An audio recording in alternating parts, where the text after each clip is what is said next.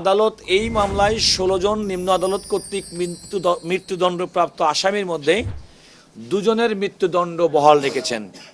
তারা হলেন তৎকালীন মাদ্রাসার সুপার অধ্যক্ষ এস.এম. সিরাজউদ্দৌলা এবং সাদাত হোসেন শামীম, যার নুসরাতের পরে রাগ ছিল কারণ সে প্রেম নিবেদন করেছিল এবং নুসরাত সেটা রিফিউজ করেছিল। এই দুজনের মৃত্যুদণ্ড বহাল রেখেছেন। আর বাকি মৃত্যুদণ্ডপ্রাপ্ত ৪ জনকে মৃত্যুদণ্ড থেকে কমিয়ে তাদের সাজা যাবজ্জীবন করা হয়েছেন। তারা হলো জনাব নুরুদ্দিন, জনাব শাখাওয়াত হোসেন জাবেদ, জনাব সাইফুর রহমান মোহাম্মদ জুবায়ের এবং মিস উম্মে সুলতানা পপি। আদালত বলেছেন যেহেতু তারা এতদিন পর্যন্ত নির্জন কারাবাসে ছিলেন, কন্ডেম সেলে, সুতরাং এই ৪ জনকে অবিলম্বে যেন নিয়মিত কারাগারে স্থানান্তর করা হয়। মৃত্যুদণ্ডপ্রাপ্ত ১৬ জনের মধ্যে ১০ জনকে আদালত বেকসুর খালাস দিয়েছেন, যাদের বিরুদ্ধে কোনো সাক্ষ্য প্রমাণ হাইকোর্টের দৃষ্টিতে পাওয়া যায়নি।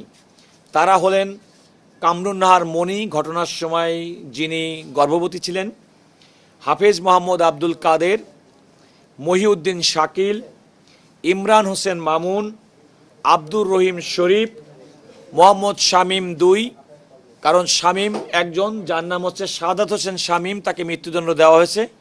এ হচ্ছে শামীম ২, তার নাম হচ্ছে মোহাম্মদ শামীম, আপনারা আবার কনফিউজ করে ফেলেন না। ইফতেখার উদ্দিন রানা, রুহুল আমিন, আফসার উদ্দিন এবং মাকসুদ কাউন্সিলর, এই ১০ জনকে বেকসুর খালাস দেওয়া হয়েছে।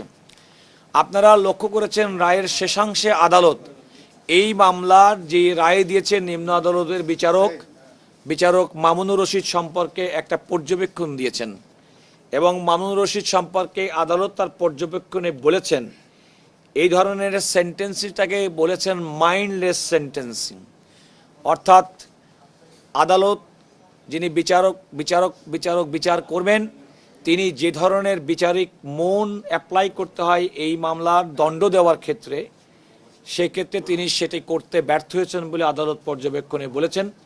এবং আদালত এও বলেছেন যে তাকে এই ধরনের দায়রা অর্থাৎ ফৌজদারি মামলার বিচার এবং সেন্টেন্সিং থেকে বিরত রাখার জন্য আইন, বিচার এবং সংসদীয় বিষয়ক মন্ত্রণালয়কে নির্দেশনা পর্যন্ত প্রদান করেছেন। এখানে আপনাদের বেশ কয়েকটি বিষয় হয়তো আপনাদের প্রশ্ন আসবে, কিন্তু আমার কতগুলো বিষয় আপনাদেরকে জানানো দরকার। সেগুলো আমার মনে হয় যে আদালত সম্পর্কিত রিপোর্টিংয়ের ক্ষেত্রে আপনাদের সতর্কতার জন্য প্রয়োজন হতে পারে।